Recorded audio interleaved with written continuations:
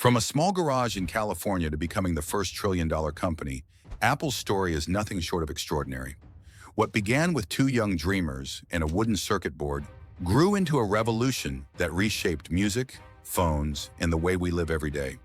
The Apple II brought computers into homes, the Macintosh introduced the world to user-friendly design, and the iPod turned music into a lifestyle. Then came the iPhone, a device that changed the course of technology forever. Along the way, Apple built an ecosystem that keeps millions connected, inspired, and loyal. This is the story of vision, struggle, and reinvention, the complete history and evolution of Apple.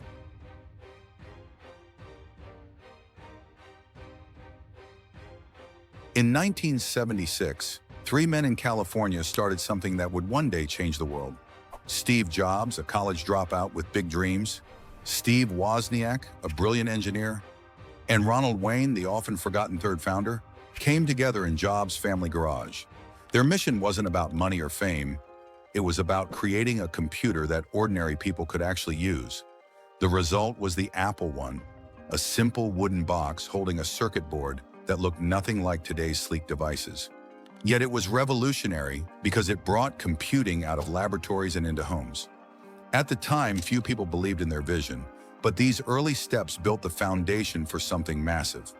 From that small garage in Los Altos, a movement was born, one that would eventually redefine technology, culture, and the way we connect with the world every single day.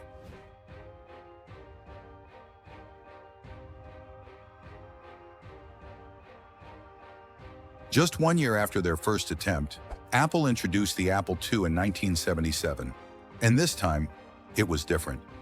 Unlike the clunky, dull machines that dominated the market, the Apple II came in a sleek plastic case with a built-in keyboard, and most importantly, color graphics.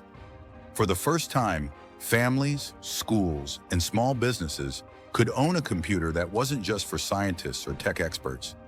It was easy to use, fun to look at, and powerful enough to make computing feel exciting. Kids learned to code, businesses tracked finances, and teachers brought technology into classrooms. The Apple II didn't just sell, it created a cultural shift. Suddenly, computers were no longer futuristic dreams. They were everyday tools. This success turned Apple from a tiny garage startup into one of the fastest-growing companies in America, setting the stage for even bigger ambitions.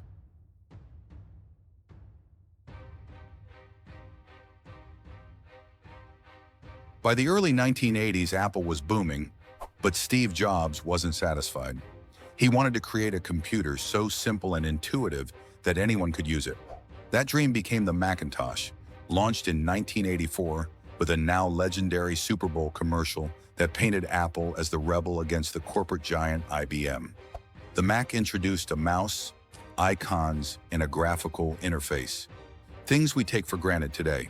But behind the scenes, not everything was smooth. Jobs' intense passion and demanding leadership clashed with Apple's board of directors and even his own team. While the Macintosh was groundbreaking, its high price and limited software hurt sales. The tension reached a breaking point, and just a year after the Mac's debut, Jobs was forced out of the company he had built. It was a dramatic fall, and Apple was left to face an uncertain future without its visionary leader.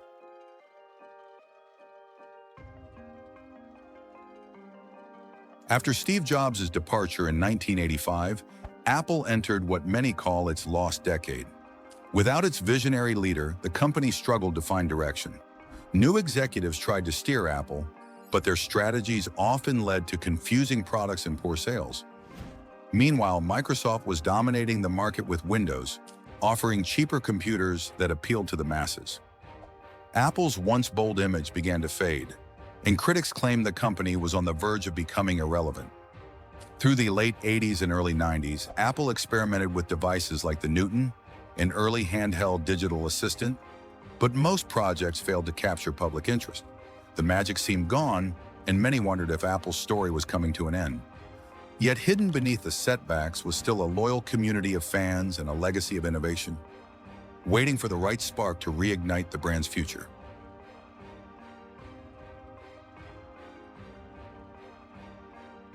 By the mid-1990s, Apple was on the brink of collapse. Sales were falling, competitors were surging, and many believed the company had no future. Then in 1997, a dramatic twist changed everything. Steve Jobs returned. After being pushed out over a decade earlier, Jobs came back when Apple acquired his company. With him came a fresh vision and the boldness that had once defined Apple. He quickly made tough decisions, cutting unprofitable products, simplifying the company's focus, and reintroducing a culture of creativity. Jobs struck a surprising deal with Microsoft, securing much-needed cash and software support, which kept Apple alive. But more importantly, he reignited excitement around the brand. Apple wasn't just back in business. It was preparing to redefine technology yet again. This comeback marked the start of one of the greatest turnarounds in business history, setting the stage for Apple's second golden era.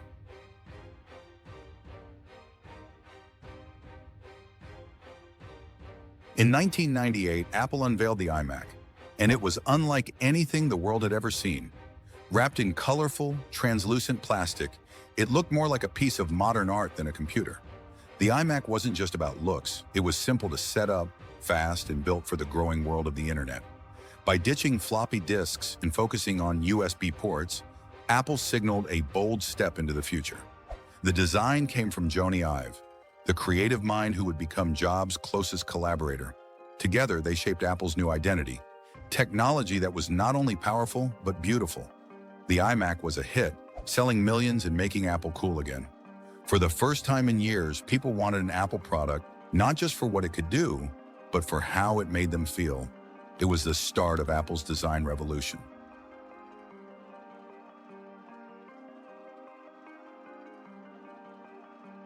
In 2001, Apple introduced a small white device that would forever change the way people listen to music, the iPod. At first glance, it looked simple, but inside it held up to 1,000 songs, all in your pocket. Paired with iTunes, Apple created a complete ecosystem where users could buy, organize, and carry their music with ease. Suddenly, bulky CD players and scattered mixtapes felt outdated. The iPod wasn't just about technology. It became a cultural icon, appearing in commercials with dancing silhouettes and instantly recognizable white earbuds. It turned Apple from a struggling computer company into a lifestyle brand, one that represented innovation, creativity, and individuality. More importantly, it showed the world that Apple could dominate more than just computers. The iPod's success paved the way for even bigger breakthroughs, setting Apple on a path that would eventually reshape the entire tech industry.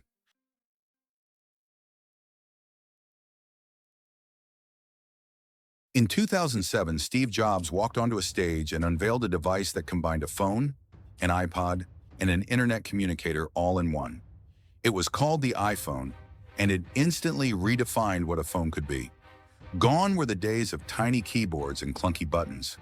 Apple introduced a sleek touchscreen that let users swipe, tap, and pinch to control everything. The iPhone wasn't just a gadget. It was a revolution that changed how people communicate, work, and live. Apps soon followed, creating an entirely new economy and transforming industries from gaming to banking. With each update, the iPhone grew smarter, faster, and more indispensable. What started as a bold experiment quickly became the center of modern life. More than any other product, the iPhone cemented Apple's place as a global leader and reshaped technology for generations to come.